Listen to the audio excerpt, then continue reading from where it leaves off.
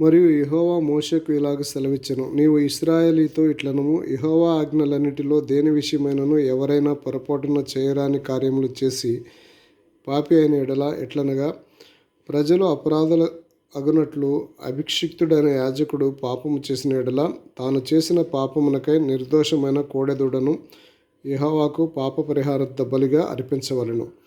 అతడు ప్రత్యక్షపు గుడారం యొక్క ద్వారమునకు యెహోవా సన్నిధిని ఆ కోడెను తీసుకుని వచ్చి కోడెతల మీద చెయ్యి ఉంచి యెహోవా సన్నిధిని కోడెను వధించవలెను. అభిషిక్తుడైన యాజకుడు ఆ కోడెదూడ రక్తములో కొంచెము తీసి ప్రత్యక్షపు గుడారమునకు దానిని తేవలెను. ఆ యాజకుడు ఆ రక్తంలో తన వ్రేలు ముంచి పరిశుద్ధ మందిరం యొక్క అడ్డతెర ఎదుట ఆ రక్తములో కొంచెము 7 మారులు యెహోవా సన్నిధిని ప్రోక్షింపవలెను. అప్పుడు యాజకుడు ప్రత్యక్షపు గుడారములో యెహోవా సన్నిధిని ఉన్న సుగంధ ద్రవ్యముల ధూపవేదిక కొమ్ముల మీద ఆ రక్తములో కొంచెము చమిరి ప్రత్యక్షపు గుడారము యొక్క ద్వారమునద్ద ఉన్న దహన బలిపీఠము అడుగున ఆ కోడె యొక్క రక్తశేషమంతయు పోయవలెను. మరియు అతడు పాప పరిహారార్థ బలి రూపమైన ఆ కోడె క్రొవ్వు అంతయు దాని నుండి తీయవలెను. ఆంత్రములోని క్రొవ్వును, ఆంత్రముల మీద క్రొవ్వంతటిని, మూత్ర గ్రంథులను, వాటి మీద డొక్కలపై ఉన్న క్రొవ్వును, మూత్ర గ్రంథుల పైనున్న కాలేజీ మీద వపను సమాధాన బలియగు ఎద్దు నుండి తీసినట్లు దీని నుండి తీయవలెను. యాజకుడు దహన బలిపీఠం మీద వాటిని ధూపము వేయవలెను. ఆ కోడె యొక్క శేషమంతయు అనగా దాని చర్మము, దాని మాంసము, దాని తల, దాని కాళ్ళు, దాని ఆంత్రములు, దాని పేడ పాళెము వెలుపల బూడిదను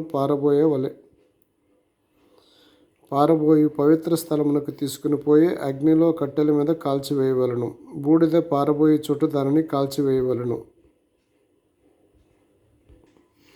ఇశ్రాయేలీల సమాజమంతయు పొరపాటున ఏ తప్పిదము చేసిన ఎడల యెహోవా ఆజ్ఞలన్నిటిలో దేనినైనను మీరి చేయరాని పని చేసి అపరాధులైన ఎడల వారు ఆ ఆజ్ఞకు విరోధంగా చేసిన ఆ పాపము తమకు తెలియబడినప్పుడు సంఘము పాప పరిహారార్థ బలిగా ఒక కోడెదూడను అర్పించి ప్రత్యక్షపు గుడారం యొక్క ద్వారమునకు దానిని తీసుకుని రావలెను.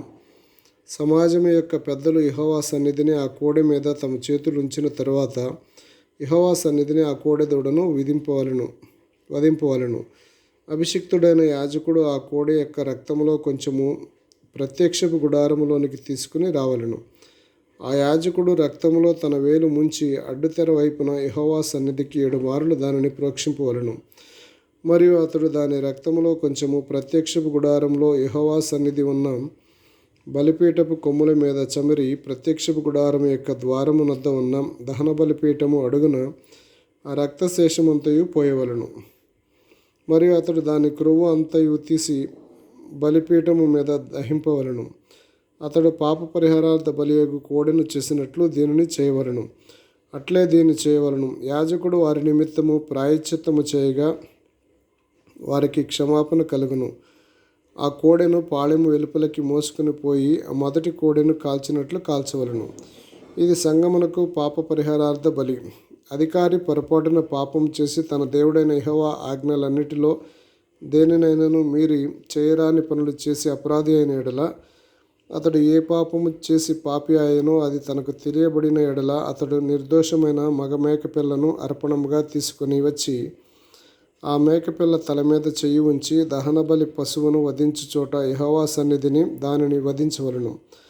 ఇది పాప పరిహారార్థ బలి. యాజకుడు పాప పరిహారార్థ బలి రక్తములో కొంచెము తన వ్రేలితో తీసి దహన బలిపీఠము కొమ్ముల మీద చమిరి దాని రక్తశేషమును దహన బలిపీఠము అడుగున పోయవలెను. సమాధాన బలి పశువు యొక్క క్రొవ్వు వలె దీని క్రొవ్వంతయు బలిపీఠం మీద దహింపవలెను. అట్లు యాజకుడు అతని పాప విషయంలో అతని నిమిత్తము ప్రాయశ్చిత్తము చేయగా అతనికి క్షమాపణ కలుగును. మీ దేశస్థుల్లో ఎవడైనను పొరపాటున పాపం చేసి చేయరాని పనుల విషయంలో యెహోవా ఆజ్ఞలలో దేనినైనా మీరి అపరాధి అయిన ఎడల తాను చేసినది పాపమని ఒకవేళ తనకు తెలియబడిన ఎడల తాను చేసిన పాపము విషయమై నిర్దోషమైన ఆడు మేకపిల్లను అర్పణముగా తీసుకుని వచ్చి పాప పరిహారార్థ బలి పశువు యొక్క తల మీద తన చేయి ఉంచి దహన బలి పశువులను వధించు స్థలమున దానిని వధింపవలెను. యాజకుడు దాని రక్తంలో కొంచెము వ్రేలితో తీసి దహన బలిపీఠపు కొమ్ముల మీద చెమిరి దాని రక్తశేషమును ఆ పీఠం అడుగున పోయవలను. మరియు సమాధాన బలిపశువు యొక్క క్రొవ్వును తీసినట్లే దీని క్రొవ్వంతటిని తీయవలను. యెహోవాకు ఇంపైన సువాసనగా యాజకుడు బలిపీఠం మీద దానిని దహింపవలను.